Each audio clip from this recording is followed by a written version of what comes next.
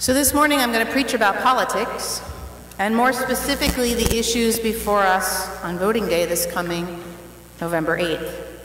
Before I do that, let me state clearly how we can and cannot speak about politics in church. As a charity and nonprofit, we cannot endorse any particular candidate. That is illegal. Neither I, nor the moderator, nor the church council can stand up as a representative of the church and tell you to vote for person A or person B. We cannot endorse a political party. That is being partisan, and it is being partisan that is illegal. We are, however, allowed to be political. In fact, it would be nearly impossible to be a church and not be political in one way, shape, or form. To follow Jesus seriously, speaking up for the widow, the orphan, the poor, and the oppressed, we must, in fact, speak politically because issues of economics and justice and anti-Semitism and racism all happen in the public political sphere. As I read this week on the UCC website, politics is often taken to be a dirty word, but political processes are simply the way that communities organize their common life. For people of faith, public policy is never merely politics. It's a way of living out the commandment to love our neighbor as ourselves. Additionally, in the UCC, we have what's called freedom of the pulpit. That means two things. First, as you call a pastor, you give them the freedom to preach however they feel called to do so, understanding that they may say something you may or may not think or believe. Of course, we do also vote our pastors in, and in some cases vote them out, so freedom of the pulpit can be so freeing that the pastor is freed from her call, or free to leave. Secondly, in the UCC, what I preach does not speak for you, each of you out there. The pulpit is free, and in some ways it's also limited. This is true when pastors speak out and lend their names to petitions or protests. I can sign my name as a pastor and the authority of that office that's vested in me. But in doing so, I'm not signing your name, Pilgrim's name, and saying this is what Pilgrim thinks. That takes a vote of council, or more often a vote of the congregation. So, given that half page of caveats, let's get to it. How are you going to vote this election season? And what does your faith have to do with your vote? First, I urge you to go vote. We are told that voting is a civic duty, but I believe it is also a religious duty. How do we help the poor in this country? Through our social service safety net, through retraining programs and Head Start. Who creates and funds those social programs? We do, through our elected officials and their budgets. So our call to lift up the poor and oppressed is lived out in part by voting. Public policy is set by voting. Now, in Massachusetts, we have 3 questions on the ballot this year that will be decided by voting. Your vote matters. It matters. Every vote counts. So yes, voting is a Christian responsibility, even in this land of separation of church and state. Or more properly, voting is a faith life responsibility to include our interfaith neighbors and partners in justice work. Ensuring that all people get to vote is another place where our faith life intersects with voting. Making sure that legislatively there aren't barriers to voting is one part. And getting people to the polls when they lack transportation is another. Does your neighbor need a ride to the polls? Ask, even if their yard signs are different than yours. So, how shall you vote?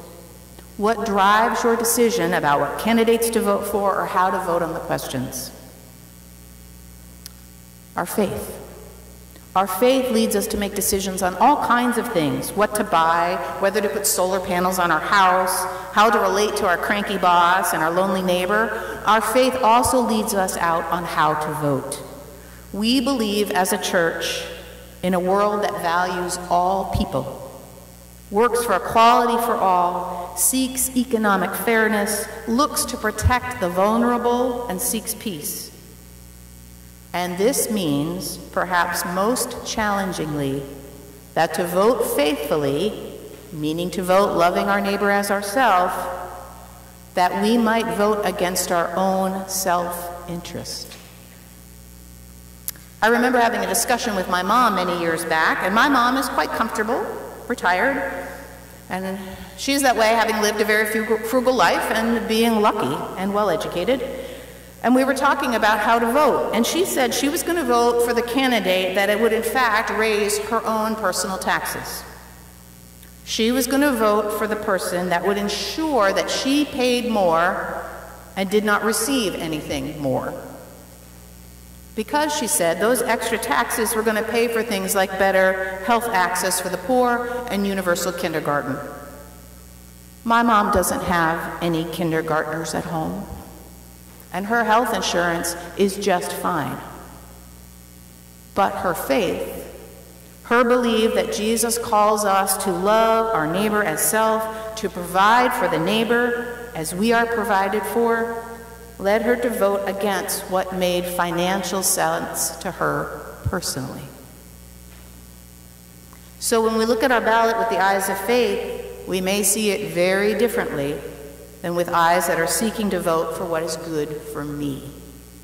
We shift from me to us, from me to the least of these, from my concern to Christ's concern. I think that is the difference when we vote with our faith in mind. That shift from what I want, from what I hope to get, to what I think will benefit me, to what will benefit those who need it the most, those who are hurting. What vote best supports them? Which brings me to this year's election. Like I said, I won't be speaking about any candidates except to say that when you read what they promise, what their platform stands for, consider how those promises will make the difference in the lives that Jesus talks about most: the poor, the widowed, the orphaned, the imprisoned, the oppressed, the grieving. So on to the 3 questions that are before us this year. I'm going to do them in reverse order. So question 3. Question 3 asks whether to preserve the current rights of transgender people to accommodation in public spaces. Public spaces include libraries, parks, restaurants, pretty much anywhere that isn't work or home. To vote yes keeps these rights in place. To vote no is to take these rights away. Many religious groups are advocating no on question 3 because they believe either that transgendered folks are not considered beloved of God or they are unworthy of protections. Others endorse a no vote because of fears of women being harassed in public restrooms. The facts are that it is a crime to harass anyone in a public restroom or in any other way inappropriately use one. Question 3 does not change that either way. Those states that do have protections for transgender folks have not had any uptick in restroom-related crimes. So a yes vote means that transgender folks can continue to use the restroom that aligns with their gender identity, often the way they are also externally perceived. But it also means affirming that people who are transgender have value and are equally entitled to protection under the law. They are not other, they are our neighbor.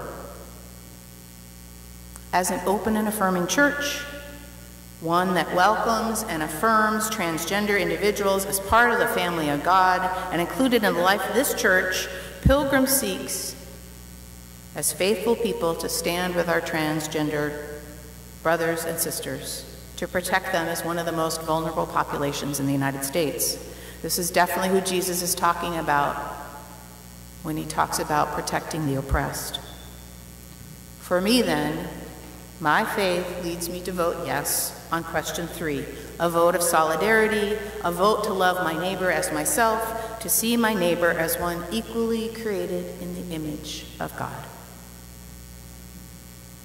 Question 2 Question 2 asks whether a panel of non-paid volunteers should convene to push for a constitutional amendment that would reverse the ruling on Citizens United, which decided that the government could not limit the amount of money that corporations, unions, and other nonprofits could raise and spend to influence elections. Now, Jesus talks a lot about money, how we accumulate it, how we spend it, how much each person does or does not have, and what economic justice looks like. And he yelled at the religious leaders of the day for using money to create an oppressive system that supported their own desires. In our day, there are widespread concerns across the political spectrum about the amount of money spent in elections. If those who have more money can spend as much as they want to get what they want, our political system does start to resemble the one of first century Rome, where the wealth carried the day, the system that Jesus was speaking to. When I look at question 2 with a lens of faith, I see all the people who are not represented by the money that's pouring into politics. Those who don't have thousands to give to candidates so their issues will be noticed. I see all those who probably won't run for office because it costs so much money. I don't see an equitable system. I don't see space for my homeless neighbor and my single mom neighbor. I see that a system with less money in it could be a more just system. No guarantees. And even if those putting lots of money in represent my own personal interest, my faith tells me that I need to vote for justice. So my faith moves me to vote yes on question 2. And then we reach question 1, which I've saved for last because most people agree that it's the hardest one on the ballot this year. At least it certainly is for me personally. Question 1 asks whether to implement a system of minimum nursing staffing numbers at hospitals. Nurses take care of people at their most vulnerable, when they're sick, traumatized, or dying. We all want good nursing care for ourselves and those we love.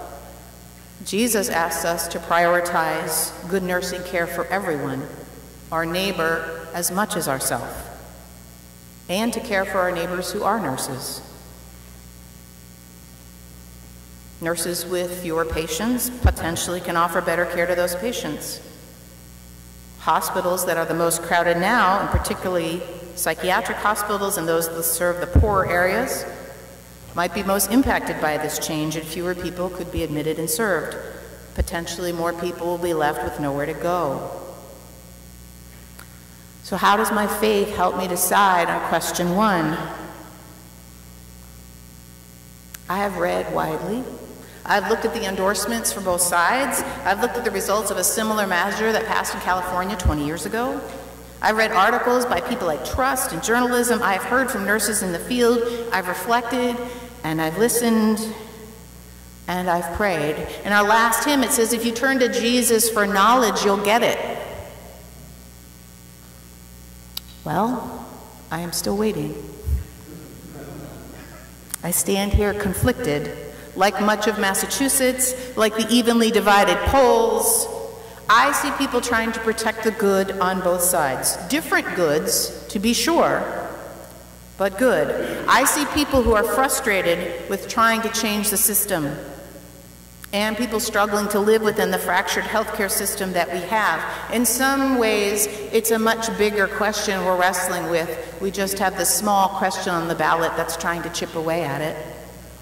I hear fear of unbearable hours and medical mistakes, fear of people dying for lack of care or lack of admission. My faith has taken me to this point on question 1, but it hasn't given me a clear answer.